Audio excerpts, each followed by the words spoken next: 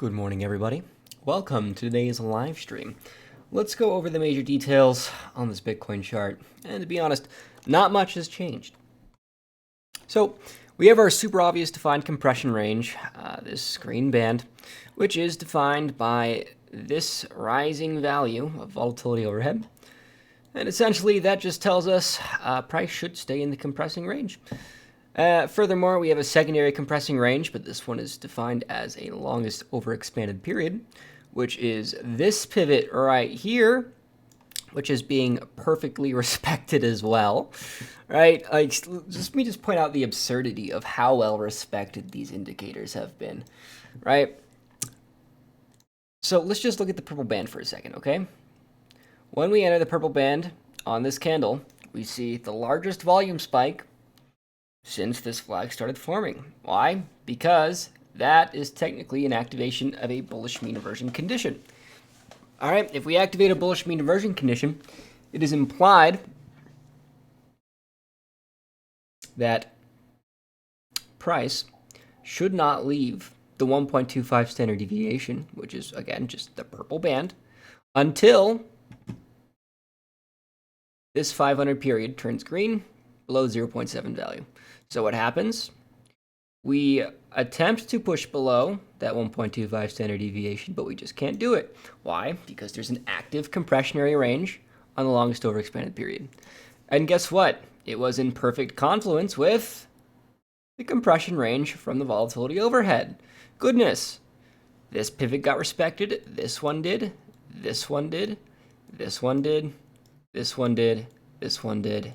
These ones did. Goodness, there have been so many good trades this week. And what is our current target for mean reversion? Well, just the 500 moving average up here. It's not technically a requirement. All right, if you have a compressionary range as defined by your LOXP, right, purple band, what happens? It is implied we should go to the middle of the distribution, right? It's kind of like shooting a shotgun at a target and all of the pellets land on the left side of the target, right? That's kind of what happens here, right? You expect at least the average to be in the middle when getting a period of compression. So it's kind of like the difference between precision and accuracy. It's a highly accurate indicator, but the precision on determining where in the compressionary range you're going to end up, well, that's up for grabs, and you have to use alternative signals to define that. Like, well, maybe a compression range, which is defined by volatility overhead, to fill in that gap of the mean reversion condition, right? Because if we broke up above, well, then we could say, well, it's trending mean reversion, and then we could anticipate a wider range of values in your LOX compressionary period. So, goodness, so many options for good trading.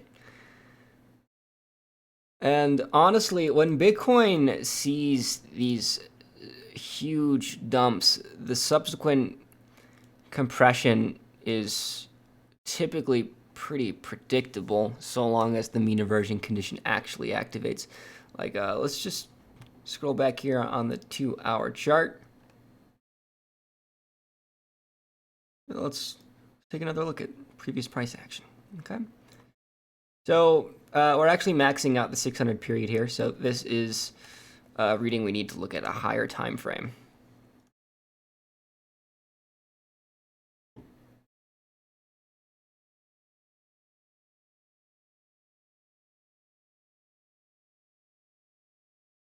Three-hour chart, because now we're getting volatility overhead by re-expanding that previous period.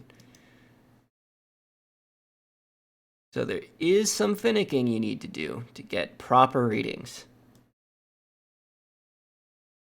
And that's why having wave PM down at the bottom is so important, so you can actually define. Right, see, now you have a single defined plume of mass with no volatility overhead for the plume, and you have...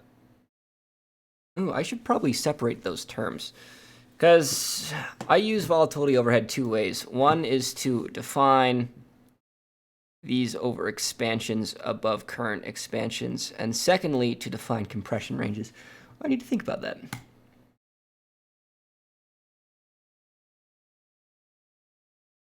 Okay, so let's take a look at this example here. Okay.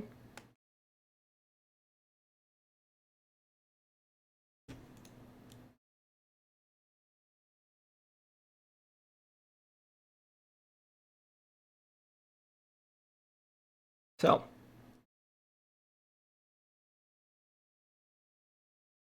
we get our initial expansion.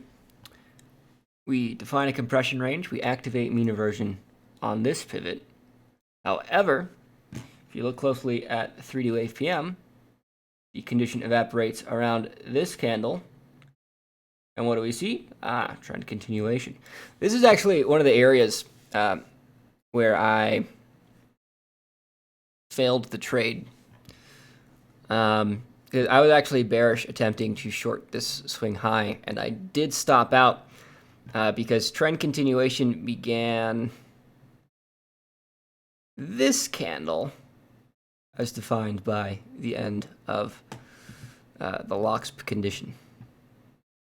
Okay, because we activated the condition here, and then this was the absolute highest that it could have possibly gone while still remaining bearish. And then, goodness, that reversed quite hard now, didn't it? All right, retrospective complete. That's about it. I don't think anybody asked me to look at any altcoins. Nope. Let me check the YouTube comments.